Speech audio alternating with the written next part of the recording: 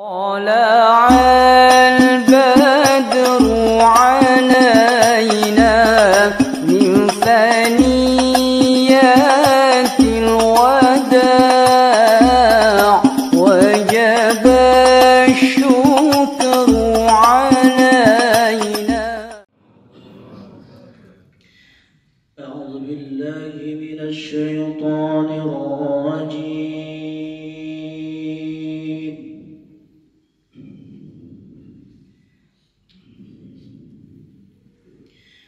بسم الله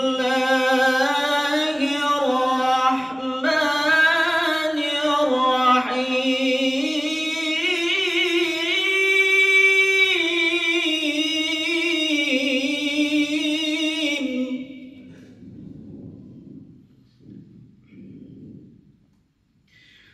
ولقد كتبنا في الزبور من بعد الذكر أن الأرض يرثها عبادي الصالحون.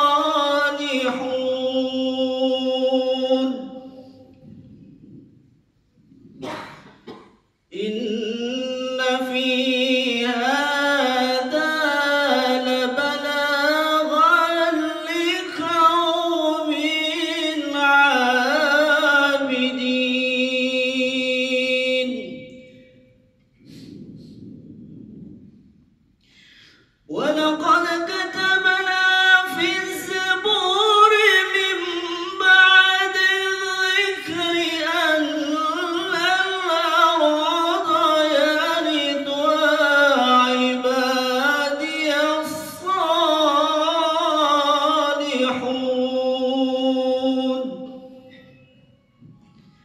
إن في هذا لبلاغا لقوم عابدين. وما أرسلناك إلا رحمة للعالمين.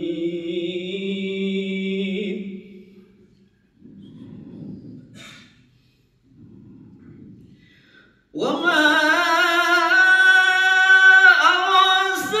أرسلناك إلا رحمة للعالمين.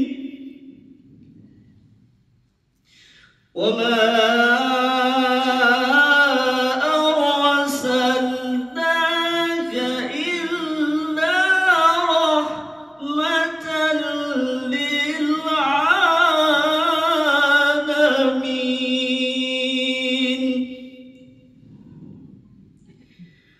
قل إنما يوحى إلي أنما إلهكم إله واحد.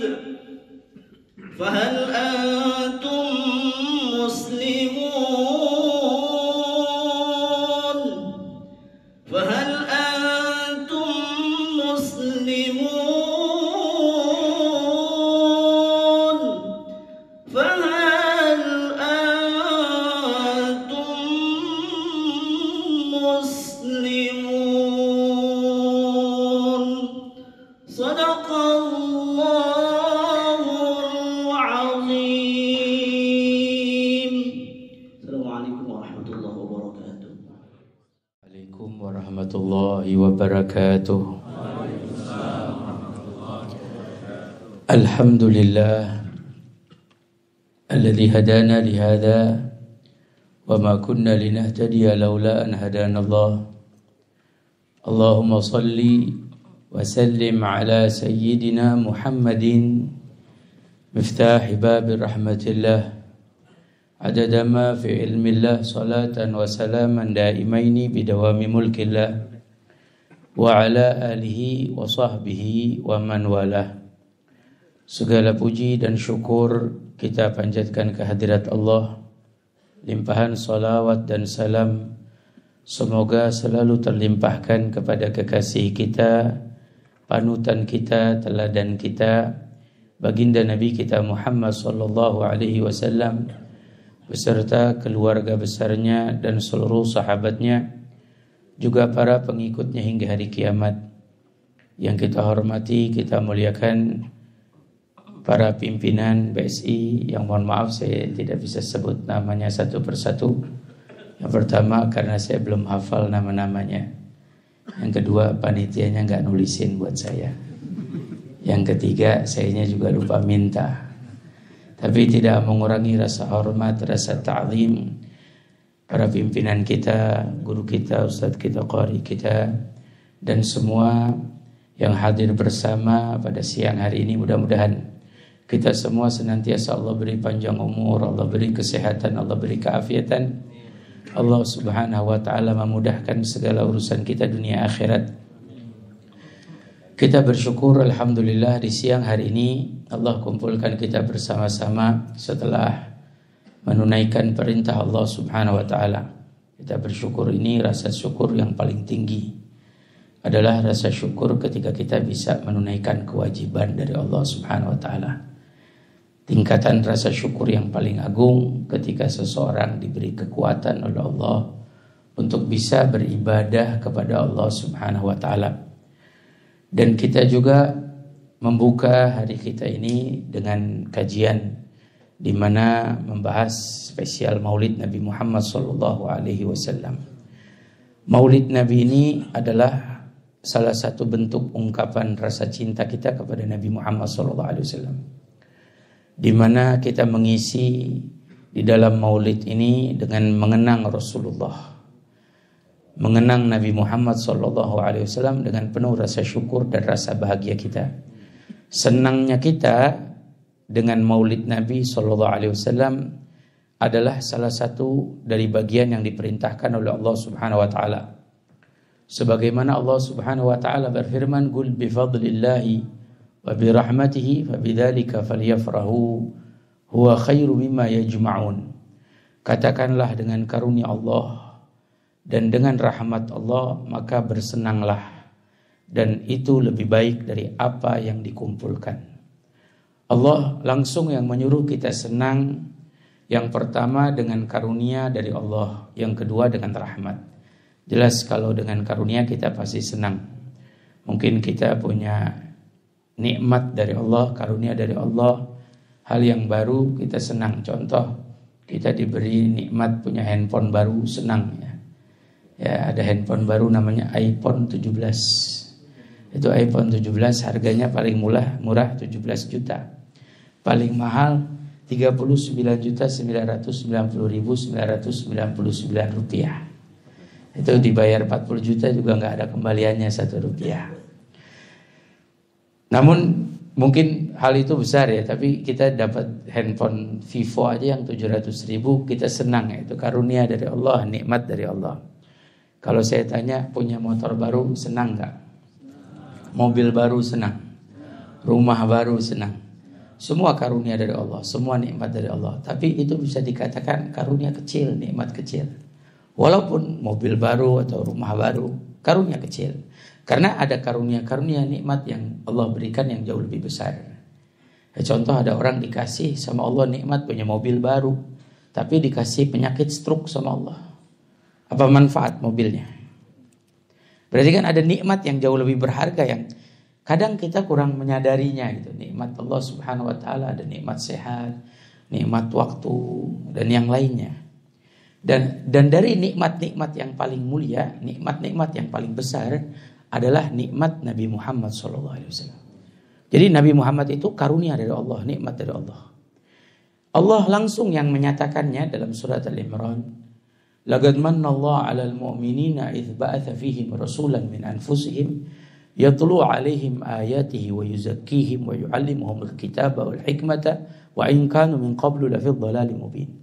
Allah yang menyatakan, telah Allah karuniakan nikmat yang besar di mana Allah mengutus seorang rasul di antara manusia. Siapa yang dimaksud? Nabi Muhammad SAW. Allah menyebutnya juga dengan kata man. Bukan dengan kata ni'am. Sama. Al-man, ni'am dalam bahasa Arab itu artinya nikmat atau karunia dari Allah. Tapi apa perbedaannya? Karena setiap dalam bahasa Arab itu punya makna-makna yang sedikit ada perbedaan.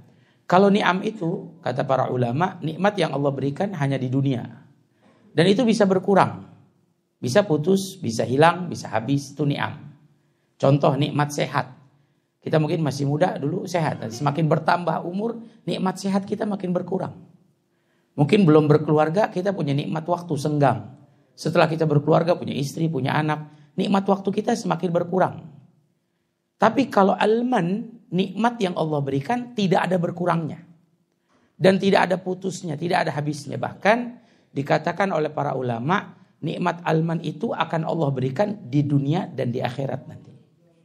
Makanya Allah sebut Nabi Muhammad dengan kata, Manallahu alal mu'minin. Nikmat dari Allah, karunia dari Allah yang besar untuk orang-orang yang beriman. Jelas, Nabi Muhammad memang nikmat yang besar buat kita. Kita jadi umat yang paling mulia karena Nabi Muhammad. Satu-satunya umat yang dipuji dalam Al-Quran. Kuntum khaira ummatin ukhrijat linnas. Kalian semulia-mulianya umat yang Allah jadikan di hadapan manusia. Bahkan ada dua nikmat yang besar. Dua nikmat ini yang insya Allah membawa kita masuk ke dalam surganya Allah. Pertama nikmat Islam. Kedua nikmat iman. Dan dua nikmat inilah nikmat yang agung, nikmat yang besar. Namun mohon maaf, dua nikmat ini tidak ada kalau tidak ada Rasulullah. Yang bawa Islam kepada kita Nabi Muhammad. Yang mengajarkan kita tauhid Rasulullah. Yang membenarkan tauhid kita Nabi Muhammad SAW. Jadi bahkan Nabi bisa dikatakan sebagai wasilah nikmatnya. Sumber nikmat dari Allah untuk kita.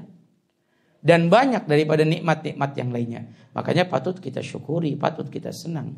Karena Nabi itu nikmat yang besar yang Allah berikan. Yang kedua, Allah suruh kita senang dengan rahmat. Kita kalau dapat rahmat senang. 3 bulan aja di Jakarta nggak turun hujan. Hujan rahmat, turun hujan senang orang Jakarta. Naik bau tanah aja udah senang. Jangan 3 bulan. Sehari panasnya luar biasa. Pas turun hujan orang senang luar biasa. Rahmat. Tapi mohon maaf, kalau di Tamrin turun hujan, di tempat lain belum tentu turun hujan. Di Tamrin turun hujan, di Depok belum tentu hujan. Di Tamrin hujan, di Amerika belum tentu hujan. Artinya rahmat yang mungkin terbatas wilayah Allah kasih buat kita warga yang tinggal di sekitar ini. Tapi ada rahmat yang tidak mengenal batas. Menyeluruh. Semua mendapatkannya. Rahmat yaitu Nabi kita Muhammad SAW. Yang tadi dibacakan ayatnya, wa ma arsalnaka illa rahmatan lil alamin. Tidaklah aku mengutus engkau melainkan rahmat untuk seluruh alam semesta. Allah tidak sebut Nabi pembawa rahmat. Tidak, dalam ayat itu Nabi disebut hamilur rahmah. Tapi Nabi itu disebut rahmatan. Engkau adalah rahmat. Makanya waktu Nabi di perang Uhud, ketika bibir Nabi tergores, kening Nabi tergores pedang, perut Nabi tergores pedang, Nabi menadahkan darahnya. Ada salah satu sahabat melaknat, mengutuk orang-orang kafir yang menyakiti Rasulullah. Namun Rasulullah menoleh dan mengatakan, inni lam ub'atsu la'anan.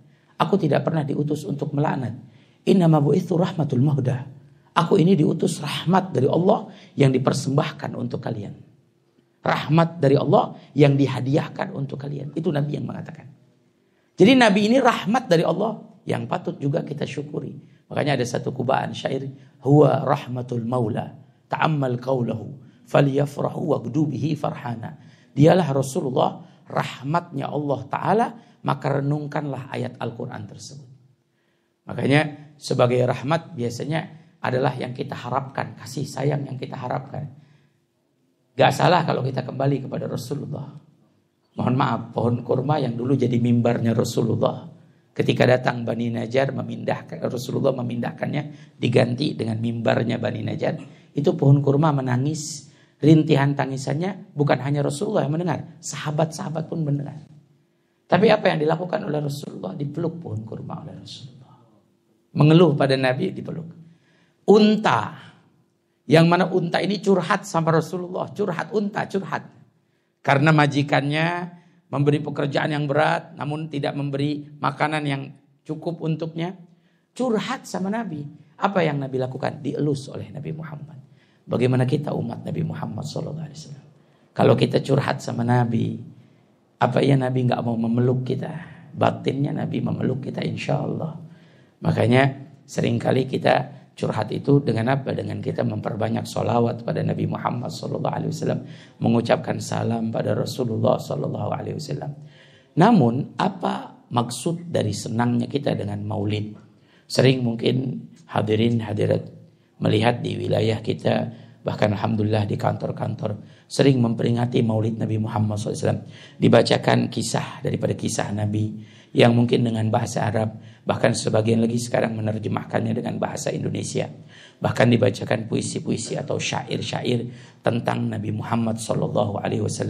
Kemudian lagi banyak daripada mengenang tentang Rasulullah SAW. Ini tujuannya apa? Tujuannya adalah yang pertama, agar kita mengenal lebih dekat Rasulullah. Jujur kita kurang mengenal Rasulullah.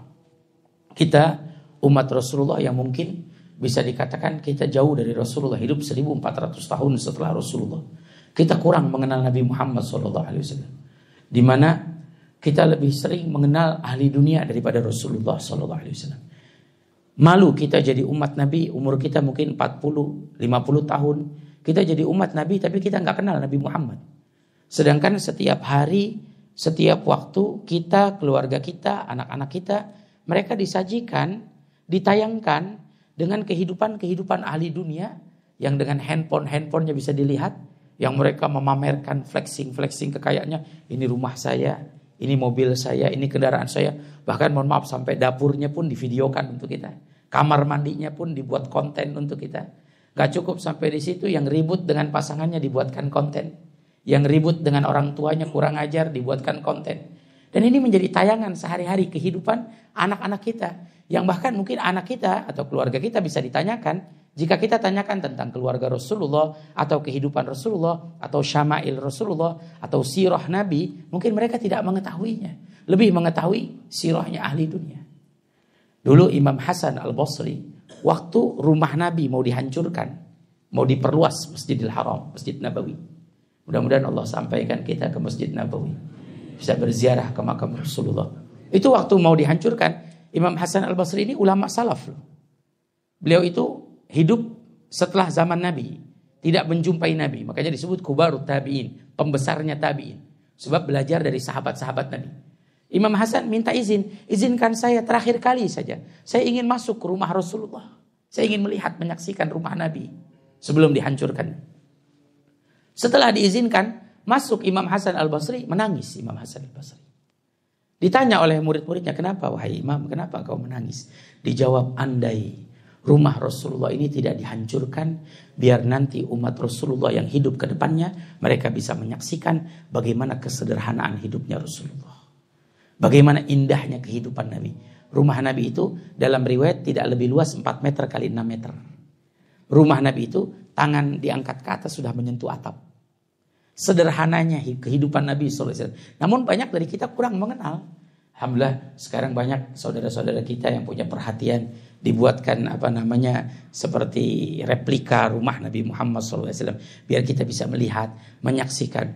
Namun inilah tujuannya, supaya kita mengetahui Nabi, mengenal Nabi. Agar apa? Tumbuh cinta kita pada Nabi Muhammad.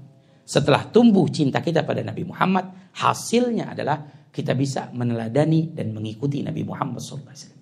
Ini tujuannya maulid. Makanya banyak, mungkin ada sebagian orang yang mungkin tidak suka dengan maulid, tidak mau dengan maulid, atau mereka menyandarkan maulid ini sesuatu yang bid'ah. Ya memang Nabi SAW tidak memperingati maulid secara langsung karena Nabi sahibul maulid. Tapi kalau arti daripada maulid, apa Nabi tidak memperingatinya? Nabi itu puasa hari Senin dalam Sahih Muslim. Ketika ditanya, ya Rasulullah, "Mada tasum yaumal itsnain?" Ya Rasulullah, mengapa engkau puasa hari Senin? Dijawab, "Li'anna yaumal itsnain yaum fihi wulidtu."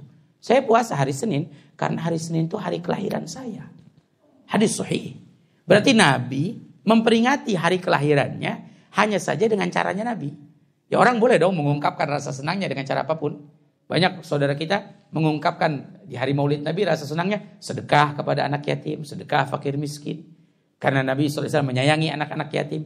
Artinya ungkapan-ungkapan bahagia di dalam Maulid Nabi, mungkin menraktir keluarganya atau mengajak saudara teman-temannya makan atau lain sebagainya. Ini adalah salah satu bentuk rasa syukur dengan maulidnya Nabi Muhammad SAW. Namun tujuannya kita mengenal Nabi, tumbuh rasa cinta, dan kita bisa mengikuti dan meneladani Nabi Muhammad SAW. Ini tujuannya maulid. Kenapa?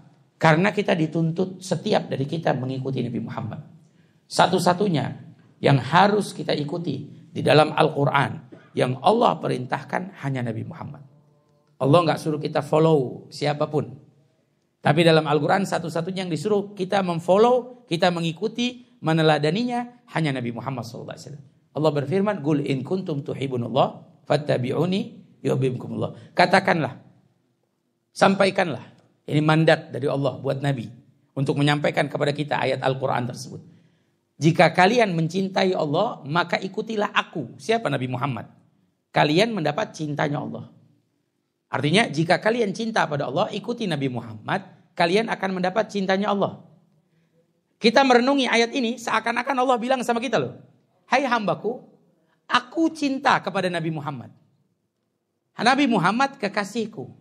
Siapa di antara kalian yang sama ingin mendapatkan cintaku, maka ikutilah kekasihku, kecintaanku Nabi Muhammad."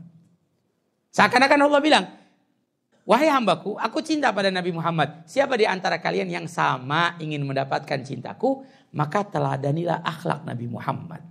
Manusia yang paling aku cintai, yang akhlaknya mulia, kalian akan mendapatkan cinta yang sama seperti cintaku kepadanya." Ini ayat yang Allah Subhanahu wa taala sampaikan.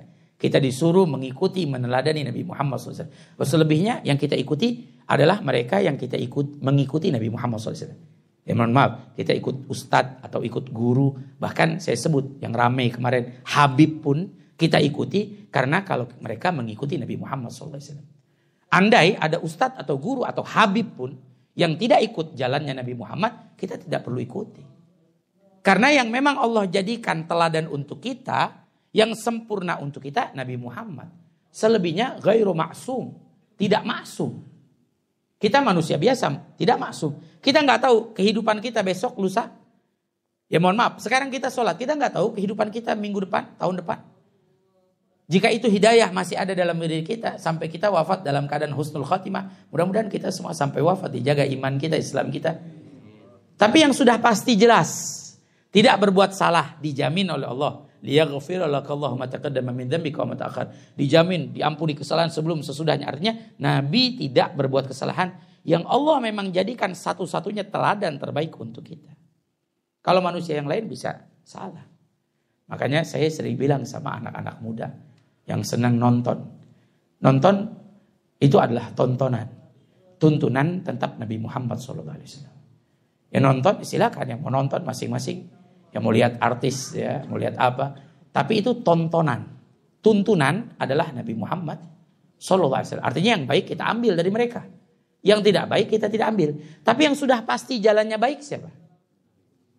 Kita dalam sholat, mohon maaf, kita baca ihdinas siratal mustaqim. Ya Allah, berilah saya petunjuk jalan yang lurus. Siratal ladzina an'amta alaihim. Jalan yang mereka diberikan kenikmatan. Jalan yang mereka tidak dimurkai. Jalan yang mereka tidak sesat. Ya kalau kita jalan kita, mohon maaf, hatta ustadz, kita nggak tahu loh. Ustadz ini guru, kita nggak tahu besok bagaimana hidupnya. Walaupun pengikutnya banyak, followersnya banyak, kita nggak tahu. Tapi yang sudah pasti jelas, jalannya benar, jalannya lurus adalah Nabi kita Muhammad SAW. Makanya kita dituntut untuk meneladani akhlak Nabi. Mengikuti Nabi. Paling pas, paling cocok teladan untuk kita Nabi Muhammad. Jadi Allah kasih itu teladan buat kita yang paling pas. Ya mohon maaf saya sampaikan. Kalau kita mau ngikutin artis katakan, kita nggak mampu, nggak sanggup. Kita nggak mampu, nggak sanggup. Artis pamer mobil baru, kita bisa ngikutin mobil barunya. Ya mohon maaf saya sampaikan. Rezeki kita masing-masing beda-beda loh. Ada yang mudah, ada yang sulit, ada yang gampang, ada yang susah, ada yang banyak, ada yang sedikit. Kalau Allah jadikan ahli dunia sebagai panutan untuk kita nggak akan sanggup mengejarnya. Allah jadikan Rasulullah itulah teladan yang terbaik untuk kita. Bagi siapapun. Pemimpin, teladan yang paling baik kepemimpinan Nabi Muhammad SAW. Dalam bermasyarakat, teladan yang paling baik Nabi Muhammad. Dalam berkeluarga, teladan yang paling baik Nabi Muhammad. Dalam bertetangga, teladan yang paling baik Nabi Muhammad. Dalam persahabatan, teladan yang paling terbaik Nabi Muhammad SAW. Dan mohon maaf, boleh dipegang omongan saya. Siapapun dari umat Nabi Muhammad yang tidak mau meneladani Nabi Muhammad, tidak mau mengikuti jalan Nabi Muhammad, maka saksikanlah dalam kehidupannya akan datang kehancuran dan kerusakan. Siapapun dari umat Nabi yang tidak mau ikut jalan Nabi, maka jalannya akan melenceng, akan tersasar, akan hancur, akan rusak. 4 kerusakan dikatakan oleh para ulama kalau orang tidak mau meneladani Nabi Muhammad. Yang pertama adalah istihanatil hukuk. Orang-orang kalau tidak mau mengikuti meneladani Nabi Muhammad, orang-orang akan mempermainkan hak. Sekarang berapa banyak orang mempermainkan hak? Kita bicara hak Allah. Berapa banyak hamba yang mempermainkannya? Salat 5 waktu ditinggalkannya. Ramadan siang hari mukmin, muslim, mukminah, muslimah, sehat, afiat dengan sadar dan sengaja meninggalkan puasa Ramadan. Berarti apa? Mempermainkan hak Allah. Hak hamba Allah, berapa banyak orang mempermainkannya? Yang suami mempermainkan hak istri, istri mempermainkan hak suami, anak mempermainkan hak orang tua mempermainkan hak anak, saudara mempermainkan hak saudaranya, tetangga mempermainkan hak tetangganya. Apa sih masalahnya? Masalahnya karena tidak mengikuti akhlak Nabi Muhammad SAW. Padahal Nabi sudah membimbing kita bagaimana jadi ayah, bagaimana jadi anak, bagaimana berkeluarga. Nabi mengajarkan kita yang muda hormat dengan yang lebih tua, yang tua sayang dengan yang muda, bagaimana kita memuliakan tetamu, bagaimana kita memuliakan tetangga. Sudah komplit, semua sudah diajarkan oleh Rasulullah. Artinya kesempurnaan sudah diberikan oleh Rasulullah SAW, tinggal kita yang mau ambil jalannya Nabi. Jadi kerusakan yang terjadi, yang rusak dalam rumah tangganya, yang rusak dalam keluarganya, dan ini sudah menjadi hal yang lumrah di zaman kita sekarang. Berapa banyak orang yang mengeluh rusak rumah tangga, rusak ekonomi, rusak apapun. Apa permasalahannya? Karena kita jauh dari akhlak Nabi Muhammad SAW. Yang kedua, ta'assuban fil ara'. Orang-orang fanatik buta dengan pendapat. Kerusakan yang kedua terjadi jika orang tidak mau meneladani akhlak Nabi. Orang-orang fanatik dengan pendapatnya. Merasa dirinya lebih baik, merasa dirinya hebat, mementingkan pendapatnya, dan fanatik dengan cintanya atau idolanya tanpa menghargai orang lain. Ini yang terjadi. Sekarang berapa banyak orang maunya didengar tapi tidak mau mendengarkan. Tidak saling menghargai. Bahkan yang saya mohon maaf, kadang merasa malu. Kadang kita bicara ada orang-orang ahli ilmu loh. Mengerti ilmu agama. Tapi mereka sampai berselisih karena pendapat-pendapat agamanya. Yang mereka masing-masing satu sama lain saling bermusuhan. Padahal Nabi sudah begitu luar biasa berusaha untuk menyatukan umat Nabi. Sampai menyatukan Aus dan Khazraj yang ratusan tahun tidak pernah bersatu. Nabi Muhammad SAW menyatukannya. Menghargai pendapatnya. Nabi Muhammad pemimpin perang. Pahlawan yang luar biasa. Pemimpin manusia. Pemimpin para nabi, para rasul. Tapi Nabi masih mau mendengar pendapat. Ketika Sayyidina Umar seringkali berbicara dengan, ya Rasulullah, apa ini wahyu, apa ini bisa jadi musyawarah. Dalam peperangan Nabi minta, gum ya Abu Bakar, wah bangun wahai Abu Bakar, syawirni, beri saya musyawarah, beri saya pendapat. Itu Nabi Muhammad. Kita sekarang hidup di zaman yang Masya Allah luar biasa. Bagaimana di media sosial satu sama lain kita saling gontok, kita saling mementingkan pendapat kita tanpa menghargai pendapat orang lain. Makanya bisa dikatakan yang mau maulid silakan, yang tidak mau maulid pun silakan, yang mau kunut dalam sholatnya silakan, yang tidak mau kunut silakan. Kecuali kalau ada orang yang sholat maghribnya 2 rakaat, ini baru kita bermasalah. Karena ini berbeda dalam syara. Ini perbedaan, ini yang namanya bid'ah. Sesuatu yang tidak dilakukan oleh Nabi Muhammad sallallahu alaihi wasallam. Makanya banyak hal-hal yang perlu kita mengkajinya supaya kita saling bisa menghargai. Jangan kita para ulama-ulama hebat saja itu banyak perbedaan pendapat.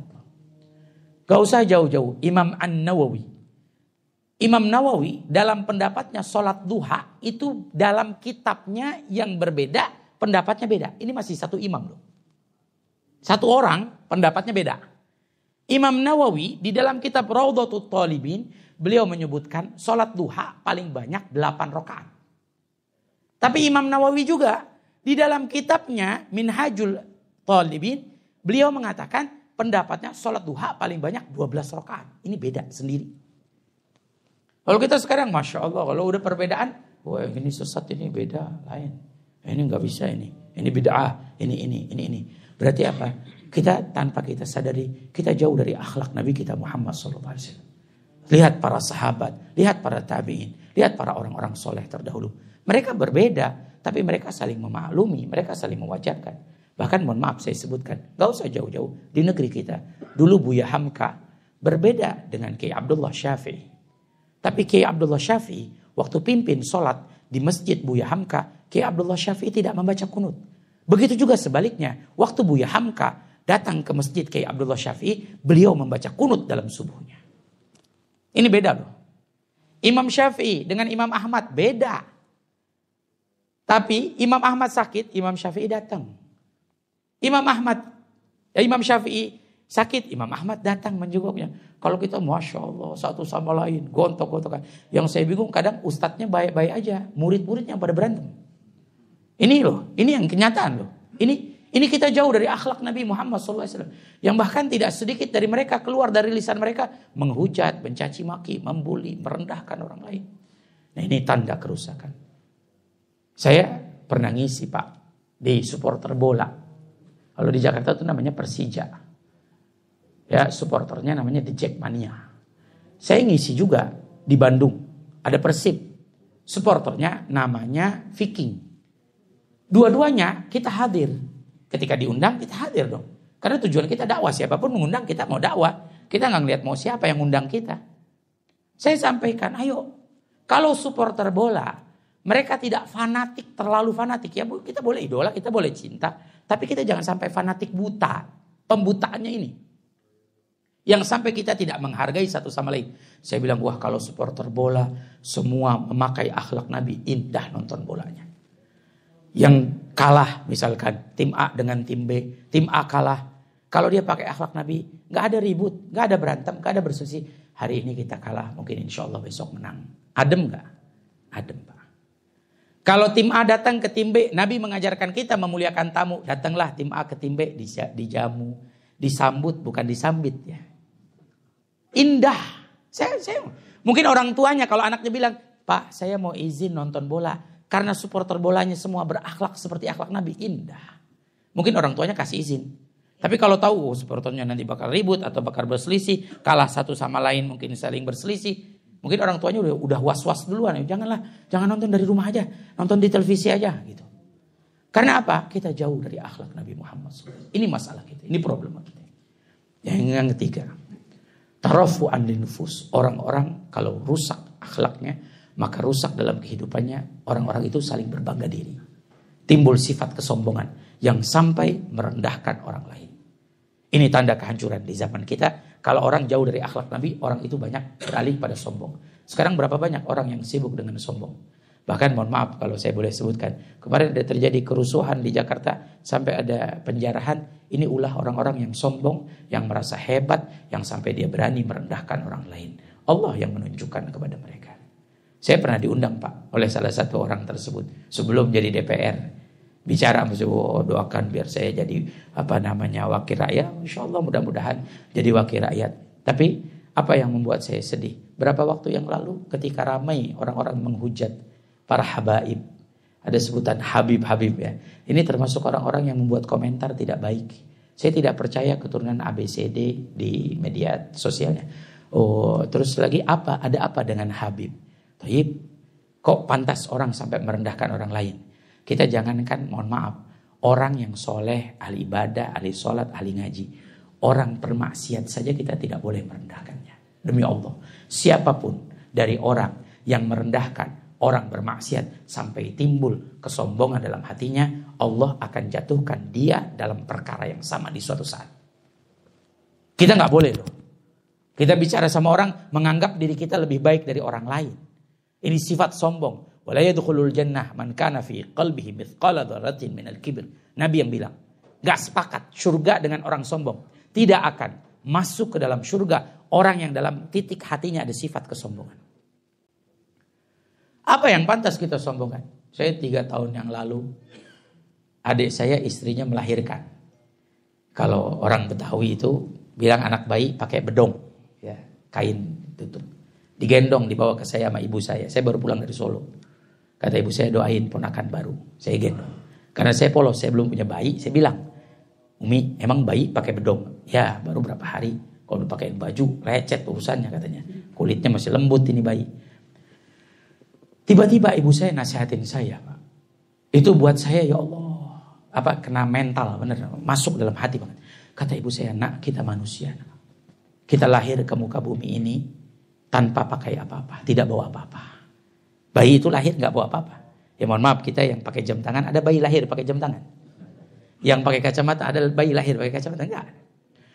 Dan nak, kita bakal pulang semua tidak bawa apa-apa kecuali helai-helai kafan kita. Bahkan Allah tunjukkan kelemahan kita ketika kita lahir dan kita pulang. Kita pakai pakaian sendiri saja tidak bisa. Bayi tidak ada yang pakai pakaian sendiri. Kain mayit pun tidak ada yang mengkafani dirinya sendiri. Itu Allah menunjukkan kelemahan manusia. Apa nak yang pantas disombongkan? Jangan pernah nak kamu sekali-kali punya sifat sombong dengan apa yang kamu dapati, apa yang kamu miliki. Jangan sampai kamu merendahkan orang lain. Itu pesan ibu saya. Memang apa yang pantas kita sombong? Ya, mohon maaf. Yang sombong dengan masa mudanya akan tua, Pak. Berapa banyak yang belum tua sudah dipanggil oleh Allah. Yang sombong dengan sehatnya, berapa banyak yang sudah jatuh sakit. Yang sombong dengan kekayaannya bisa jatuh miskin. Yang sombong dengan jabatannya bisa turun. Yang sombong dengan ilmunya, hakikatnya tidak punya ilmu. Orang punya ilmu rendah hati, bukan sombong. Jadi tidak ada alasan kepantasan untuk kita sombong. Sombong itu bukan milik manusia, bukan sifat manusia, tapi sifatnya Allah. Tapi mohon maaf Pak, saya sampaikan, anak-anak kita setiap hari mereka disibukkan melihat di YouTube-nya orang-orang yang menanamkan sifat-sifat kesombongan, tiap hari memamerkan hartanya, ini rumah saya, ini mobil saya, sampai anak-anak kita iri, sampai anak-anak kita seakan-akan mempunyai tujuan hidup, kehidupan, kesuksesan hidup itu adalah orang-orang yang bisa mendapati daripada sisi-sisi dunia seperti ini, namun mereka lupa. Tujuan hidup, kesuksesan hidup adalah selamat daripada hidup ini. Kita bisa meraih ridho Allah. Kembali kepada Allah subhanahu wa ta'ala dengan selamat. Inilah kesuksesan hidup. Karena seperti tadi saya sampaikan, kita gak mampu. Kita gak bisa mengejar mereka. Tapi apa? Kita dikasih contoh Nabi Muhammad. Bagaimana tidak? Akhlak dari Nabi Muhammad. Saya sebutkan sedikit. Nabi Muhammad SAW bukan dibilang orang gak kaya loh. Kurang apa kayanya Nabi? Dalam riwayat pernah punya satu lembah.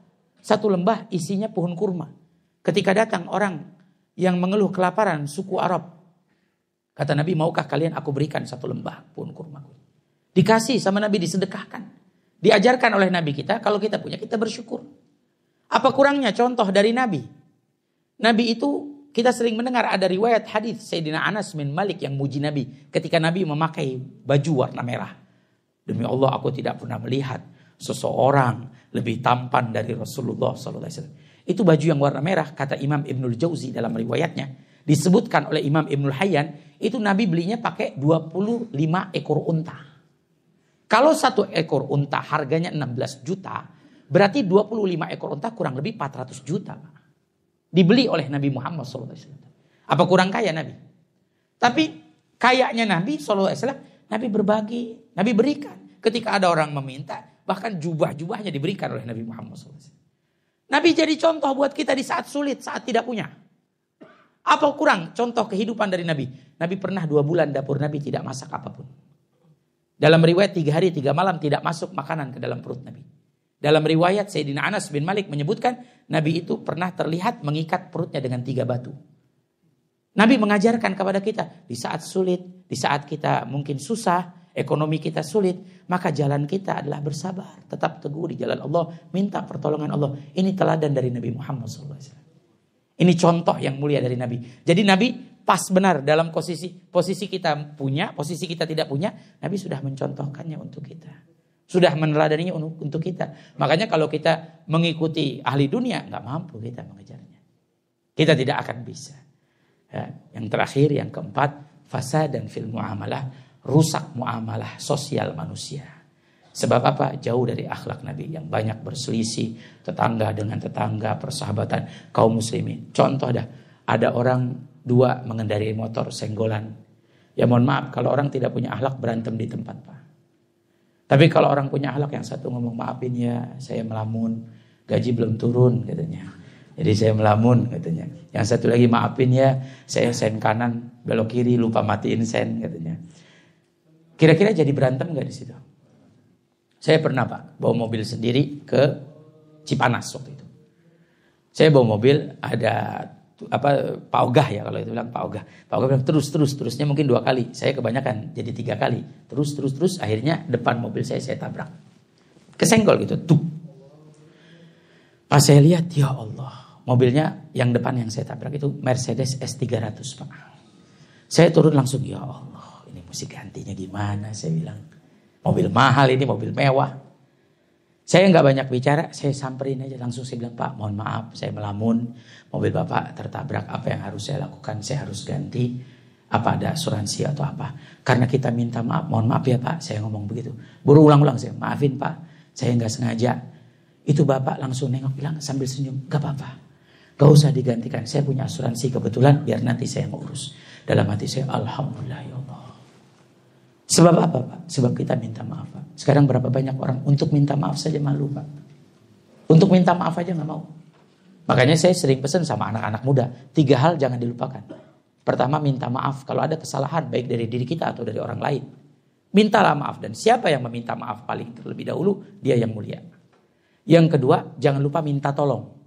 Kita perlu sesuatu dari orang lain, minta tolong. Jangan hanya ambilkan, tapi tolong ambilkan. Apalagi sama orang yang lebih tua di atas kita. Anak sama orang tua. Gak pantas anak bilang, ambilkan ini Bu, ambilkan ini Pak. Tapi minta tolong. Akhlak. Yang ketiga, terima kasih. Jangan lupa kita mengucap terima kasih. Apapun pemberian dari orang atau pengembalian dari orang, kita katakan terima kasih. Orang yang kita sampaikan terima kasih itu akan tersenyum hatinya. Bapak belanja ke minimarket. Dikembalikan, nggak dikembalikan uang, dikembalikan bilnya saja. Tapi Bapak ucap terima kasih ya. Bohong kalau nggak orang itu senyum terima kasih. Ya kalau dia nggak senyum ada masalah dalam hidupnya berarti.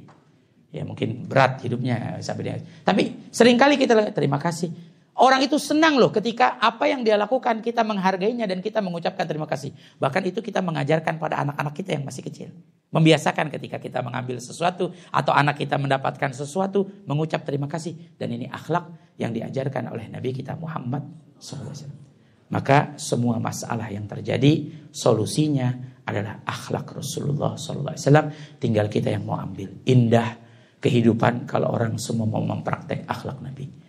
Dari kantor BSI, saya hanya ingin mengajak, ayo, saya yakin insya Allah Nabi Muhammad hadir bersama kita. Kita sebutkan dari tadi, kita bersolawat padanya. Tapi saya pesan, kita bahas tentang Nabi. Bawa Nabi Muhammad dalam kehidupan kita. Bagaimana caranya? Bawa akhlak Nabi, bawa sifat mulia Nabi, bawa budi pekerti Nabi Muhammad SAW. Kita akan hidup selamat dan hidup indah. Saya sebut satu kantor saja Pak, semua berakhlak seperti akhlak Nabi. Saling salam, menyapa, satu sama lain saling menegur, satu sama lain menanyakan kabar, satu sama lain saling membantu, saling menolong, indah. Tidak ada yang membenci, tidak ada yang mendendam, tidak ada yang berselisih, saling memaafkan, saling memaklumi, saling mewajarkan, indah hidup. Seakan-akan kita menciptakan surga sebelum kita masuk surganya Allah. Ahli surga tidak ada pembenci, ahli surga tidak ada pendendam, ahli surga tidak ada yang berselisih, ahli surga tidak ada yang iri. Dalam Sahih Bukhari disebutkan paling terakhir ahli neraka dimasukkan ke dalam surga itu Allah berikan 10 kali dunia dan seisinya. Apa kurang kaya? Kita nggak ada hidup di dunia punya dunia dan seisinya, punya setamrin dan seisinya nggak ada. Tapi ahli surga paling miskinnya adalah mereka diberikan 10 kali dunia dan seisinya. Dan bagaimana yang orang amal solehnya banyak, tapi ahli surga tidak ada yang iri. Ahli surga mungkin ada penyesalan. Apa penyesalannya ahli surga? Ketika hidup di dunia, waktu-waktu yang terbuang tersia-sia dia tidak gunakan untuk beribadah pada Allah. Ketika melihat orang-orang lain mendapatkan derajat-derajat yang tinggi dari Allah Subhanahu Wa Taala, namun dia tidak mendapatkannya, itu menjadi penyesalan. Tapi tidak ada yang iri, tidak ada yang dengki. Coba kalau kita satu wilayah kita atau satu kantor bahkan kita semua mempraktekkan akhlak Nabi Muhammad SAW, indah. Contohnya satu akhlak Nabi yang kita bawa pulang akan menerbitkan cahaya Nabi di hati kita. Satu ya. Bapak pulang bawa sifat sabar sama istri. Sabar sama istri atau sama anak kita. Mungkin anak kita suka tantrum. Kita bawa sifat sabar. Akan terbit cahaya Rasulullah di hati kita. Dan akan menyinari hati istri kita, anak kita. Pegang. Itu pasti. Itu pasti akan menular. Suami yang sabar sama istri sabar pasti menular. Saya pernah punya kawan Pak. Kawan saya ini perempuan. Teman sekolah. Dia ini orangnya pelit luar biasa. Pelit banget.